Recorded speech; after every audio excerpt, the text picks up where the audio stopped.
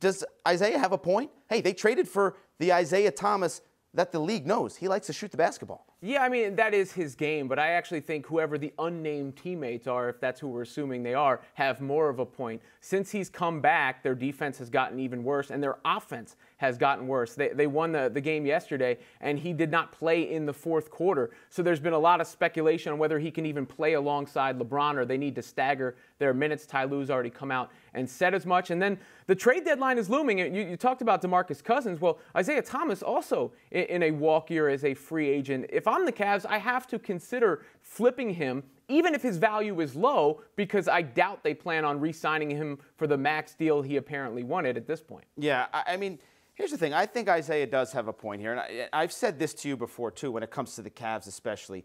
They're constantly evolving of what team they are. Right now, it's the team adjusting on how to play with Isaiah Thomas. I think when it's all said and done, when this team's in the playoffs, going down the stretch, Eastern Conference Finals, wherever it is, Isaiah Thomas is going to hit a lot of big shots. They brought him there to make plays, facilitate, create, and score points. Now, last night, he played the entire third quarter, and then he sat the entire fourth quarter. So Tyronn Lue is kind of figuring out, where do I use this talent? Because he is an extreme talent and can be ultra valuable to this team down the stretch. They just haven't figured it out quite yet. Well, more likely than not, he's going to be there, right? So adjustment is what's going to be key. An adjustment from Isaiah Thomas, where he may have to be willing to go back to more of a quasi-bench role, and an adjustment from the Cavs teammates to utilizing what he does best, which is put the ball in the basket. Now, speaking of the trades we just mentioned, the Detroit Pistons have reportedly made Avery Bradley available in talks. Does he make sense as a target for the Cavs? You know, does he make sense? It all depends on what LeBron James thinks, right? Because this is the time of year where LeBron plays GM. As we approach the trade deadline, he cherry picks a couple guys who he thinks will fit in with him, the type of game he has down the stretch. So, yeah, I mean, Bradley's always been a strong defender. He'd give them a boost defensively, no question about that.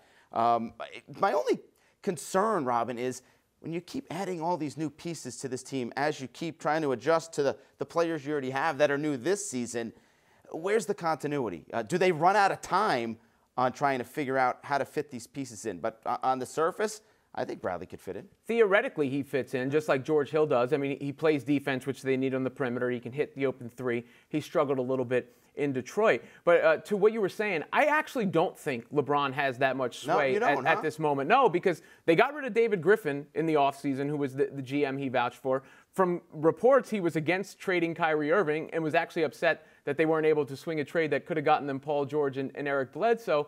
And the last time he answered a question about Ty Lue, he basically said, I don't know what these guys are doing. I think he might be serious, and I think there might be friction between the Cavs organization and LeBron, again, going back to his free agency status. So you're taking him for his word when he says, I don't know? I'm not taking him completely for his word. I always think LeBron has more knowledge, perhaps, than he's putting out there, but I don't think he has the control that everybody thinks he does. I think he looks better himself by saying, I don't know, that's not my department, that's above my pay grade, even though nothing's above his pay grade, I guess.